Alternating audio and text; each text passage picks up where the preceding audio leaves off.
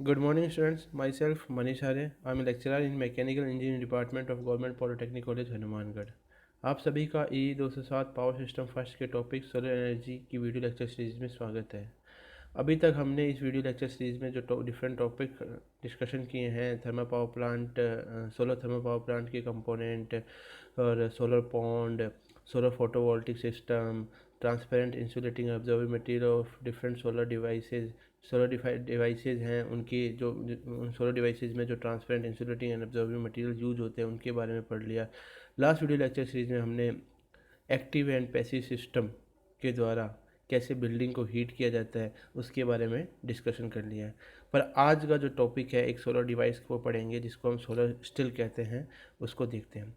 Solar stills, इसका नाम solar still क्यों पड़ा? क्योंकि ये वाटर को डिस्टिल करता है, मतलब प्यूरिफाई करता है। सबसे इम्पोर्टेंट जो इस वर्ड का मीनिंग है वो देखिए कि इसको सोलर स्टिल इसलिए कहा जाता है क्योंकि ये वाटर को डिस्टिल करता है, मतलब प्यूरिफाई करता है। Solar stills are simple in design and no having no moving part.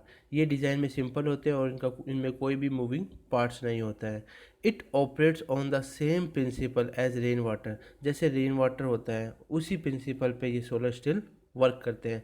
जैसे रेन वाटर कैसे कैसे कार्य करता है कि रेन वाटर साइकिल है जो वो कैसे कार्य करती है कि मान लीजिए कि पहले अर्थ पे जो वाटर है उसका इवोपरेशन होगा, वो इवोपरेशन होकर ऊपर की तरफ मूव करके और फिर उसका कंडेंसेशन होगा और कंडेंसेशन होकर हमारे को रेन वाटर मिलेगा। सेम कंसेप्ट के ऊपर सोलर स्टिल वर्क करता है। A solar still has a top cover made of glass. यहाँ पर आप देख पा रहे हैं कि इसका ये वाला हिस्सा जो है ये टॉप कवर है, ये ग्लास का बना होता है और इसकी जो इंटीरियर सरफेस होती है वो वाटरप्रूफ मेम्ब्रेन की बनी होती है। सोलर स्टील की जो इंटीरियर सरफेस है उस पर ब्लैक मटेरियल लगा होता है, जैसा कि हमने लास्ट वीडियो लेक्चर सीरीज में वीडियोज़ में देखा था कि ब्लैक कलर में सोलर एनर्जी को अब्जॉर्व करने की कैपेसिटी ज़्यादा होती है। तो इसकी जो इंटीरियर सरफेस है उस पर ब्लैक कलर किया होता है जिससे कि ये सन रेज को अब्जॉर्व कर सके। Saline water is filled in black paint basin through steel supply fill port. इस सोलर स्टील के अंदर दो पोर्ट होते हैं, जैसा कि आप इस डायग्राम में देख पा रहे हैं। एक पोर्ट यहाँ पर है जिसको जो इनपुट टैंक से जुड़ा होता है और दूसरा पोर्ट यहाँ पर है जो कि आउटपुट टैंक से जुड़ा होता है। और उस इनपुट पोर्ट से हमारा जो सेलाइन वाटर है वो इस डिवाइस में सोलर स्टील के अंदर एंटर करता है। और जो प्यूरिफाइड वाटर है, purified water is collected from the output collection port। इस सोलर डिवाइस में जब सेलाइन वाटर एंटर करता है उसके बाद उसका प्यूरिफिकेशन होता है। प्यूरिफिकेशन होने के बाद उसको आउटपुट टैंक के अंदर कलेक्ट किया जाता है। The distillator is designed efficiently so that the amount of solar radiation gets trapped inside it। जो हमारा डिस्टिलेटर है हम उसको इस प्रकार डिज़ाइन करते हैं कि जो सोलर रेडिएशन का ज़्यादा से ज़्यादा अमाउंट उसके अंदर ट्रैप हो जाए, जिससे कि उसका इंटरनल टेम्परेचर ऑफ डिस्टिलेटर का जो इंटरनल टेम्परेचर है वो ज़्यादा हो जाए और उससे कि सेलाइन वाटर का इवोपरेशन भी ज़्यादा हो सके। आप इस डायग्राम में देख पा रहे हैं, हमने इनपुट टैंक देख लिया, आउटपुट टैंक देख लिया, यहाँ ग्लास कवर देखा हुआ है। अब ये जो ग्लास कवर है या आपका जो टॉप सरफेस है वो स्लोप में होता है। वो क्यों होता है वो हम आके देखेंगे। उसके अलावा फिर यहाँ पर इंसुलेशन करा होता है ताकि हीट लॉस कम से कम हो। ठीक है, इस डिवाइस के अंदर रिफ्लेक्टिव वॉल्स होती है ताकि सोलर एनर्जी अंदर की तरफ ट्रैप हो जाए। उसके अलावा इसमें एडजस्टेबल लैग्स होती हैं जिससे हम सोलर डिवाइस को एडजस्ट कर सकते हैं। ए स्लोपिंग ट्रांसपेरेंट कवर, मैंने आपको बताया था कि वो जो ग्लास कवर है जो ऊपर होता है वो ट्रांसपेरेंट कवर होता है, वो स्लोप में होता है। The solar radiation are allowed to fall in on it. Solar radiation उसके ऊपर फॉल करवाई जाती है और सोलर रेडिएशन उससे ट्रांसमिट होकर, कवर से ट्रांसमिट होकर जो हमारी जो नीचे ब्लैक सरफेस है जिस पे हमने ब्लैक कोटिंग करी हुई है उसके द्वारा उसको अब्जॉर्व किया जाता है। The glass cover allows the solar radiation short wave to pass into the still which is mostly absorb by the black and base. मैंने जैसे पहले भी आपको लास्ट लेक्चर में बताया था कि जो सन से रेडिएशन निकलती है उसकी एनर्जी ज़्यादा होती है और वो शॉर्ट वेव होती है। तो वो ग्लास कवर के द्वारा उस शॉर्ट वेव रेडिएशन को अब्जॉर्व किया जाता है और उसको ट्रांसमिट किया जाता है। और जो आपका बेस है, जो ब्लैक कोटिंग करी हुई है, ब्लैकेंड बेस है, उसके द्वारा उसको एब्जॉर्व किया जाता है। The base also radiates energy in infrared reason long wave. अब जब सन की रेज डिवाइस के अंदर आ गई, उनकी एनर्जी कम हो गई, कम होने से वो लॉन्ग वेव में कन्वर्ट हो गई। तो जो बेस है वो इंफ्रारेड रीजन मतलब लॉन्ग वेव लेंथ रीजन के अंदर जो एनर्जी है उसको कुछ बेस रेडिएट भी करता है, which is reflected back into the still by the glass cover. वो जो रेड बेस जो आपकी बेस है जो रेडिएशन को एनर्जी को रेडिएट करता है, उसको ग्लास कवर के द्वारा वापस रिफ्लेक्ट करवा दिया जाता है सोलर डिवाइस के अंदर ही, सोलर स्टील के अंदर ही, जिससे क्या होता है कि सोलर एनर्जी आपकी सोलर स्टील के अंदर ट्रैप हो जाती है। इस एक प्रकार का ये ग्रीन हाउस इफेक्ट ही है। Water begins to heat up, evaporates and moisture content of the air trap between the water surface and the glass cover increase.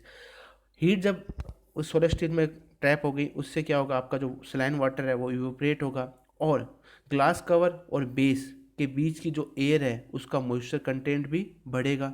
As the water evaporates water vapour rises, जैसे जैसे water evaporate होगा water vapour rise होगी और glass cover के ऊपर condensation होगा, जिस condensation से जो वाटर मिलेगा उसको कलेक्ट करते हैं। वो कैसे होता है देखते हैं।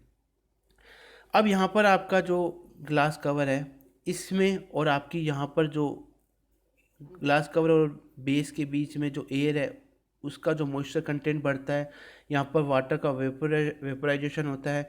तो यहाँ पर जो ग्लास कवर है और आपकी जो वाटर वेपर है, इन दोनों के टेम्परेचर में डिफरेंस होगा और उस टेम्परेचर डिफरेंस के कारण कंडेंसेशन होगा और कंडेंसेशन होने से आपके इस प्रोसेस के अंदर जितनी भी इम्प्योरिटीज़ है सेलाइन वाटर के अंदर, जैसे सॉल्ट है, हैवी मेटल्स है या माइक्रोबायोलॉजिकल ऑर्गेनिज्म है, वो सब के सब दूर हो जाते हैं। इससे एंड रिजल्ट क्या मिलता है कि वाटर हमको सबसे ज़्यादा क्लीन फेस में मिलता है। रेन वाटर के कंपेयर में भी ये वाटर क्लीन होता है। The combination of the gravity and the surface tension, gravity और सरफेस टेंशन के कॉम्बिनेशन के कारण water to flow down the incline glass cover. ये जो ग्लास कवर है इसके ऊपर आप ये देख पा रहे एरो, ये ग्लास कवर है, इसके ऊपर जब वाटर ड्रॉपलेट्स में कन्वर्ट हो जाता है, उसका कंडेंसेशन होता है, तो ये वाटर धीरे धीरे धीरे धीरे यहाँ से फ्लो डाउन होता है और इसको हम आउटपुट या स्टोरेज टैंक में इस वाटर को कलेक्ट कर लेते हैं।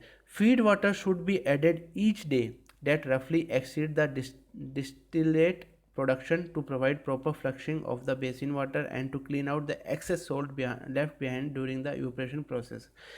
हम प्रत्येक दिन फीड वाटर को फिल करते हैं और उसकी जो मात्रा है, जितना हमको वाटर डिस्टिलेट वाटर चाहिए उससे थोड़ी ज़्यादा हो सके, ताकि हम उस बचे हुए वाटर से उस बेसिन को क्लीन कर सके, उससे सॉल्ट को रिमूव कर सके, जो कि वो सॉल्ट जो कि इवोपरेशन प्रोसेस के बाद में हमारा अंदर बच गया है।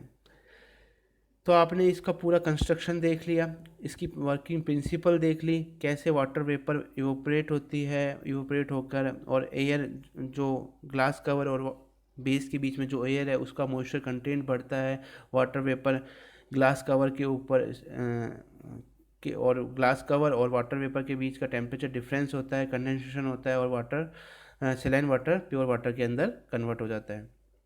अब इसके कुछ एडवांटेज और डिसएडवांटेज है सोलर स्टील के, वो देखते हैं। एडवांटेज क्या है, कॉस्ट इफेक्टिवनेस, इसमें ज़्यादा कॉस्ट नहीं लगती है, ये कॉस्ट इफेक्टिवनेस होता है। दूसरा, free of charge sun energy, हमको solar radiation free of cost में मिल रही है, उस free of cost solar radiation से हम वाटर को प्यूरिफाई कर रहे हैं। इसमें कोई भी मूविंग पार्ट्स नहीं होता है, जिससे कि रिलायबल है और मेंटेनेंस फ्री है। इसका जो वाटर टेस्ट होता है वो बेस्ट होता है और किसी भी मतलब रेन वाटर की कंपेयर में भी इसका वाटर टेस्ट है वो बेस्ट होता है, क्योंकि सोलर डिवाइस एक सोलर वाटर वेपोराइजेशन की तरह एक्ट करती है। पर इसकी कुछ डिसएडवांटेज भी है। पहला डिसएडवांटेज है कि ये लो प्रोडक्शन कैपेसिटी का होता है, इससे जो वाटर प्यूरिफाई कर सकते हैं उसकी कैपेसिटी कम होती है। ऐसा माना जाता है कि एवरेज फैमिली की ड्रिंकिंग वाटर को भी ये फुलफिल नहीं कर पाता। सोलर डिस्टिलेटर बैक्टीरिया को किल नहीं करते, हार्मफुल केमिकल्स को ब्रेक डाउन नहीं करते, क्योंकि यहाँ पर वाटर वेपराइज हो रहा है, बॉयल नहीं हो रहा है। और लास्ट जो डिसएडवांटेज है वो है कि यहाँ पर जो वेपर है वो जॉइंट से लीक करती है। तो सोलर स्टील के कुछ एडवांटेज भी है और डिसएडवांटेज भी है। तो थैंक यू। आज की वीडियो लेक्चर सीरीज में हम सुने सोलर स्टील पढ़ा। नेक्स्ट वीडियो लेक्चर में बाकी बची हुई सोलर डिवाइस पढ़ेंगे।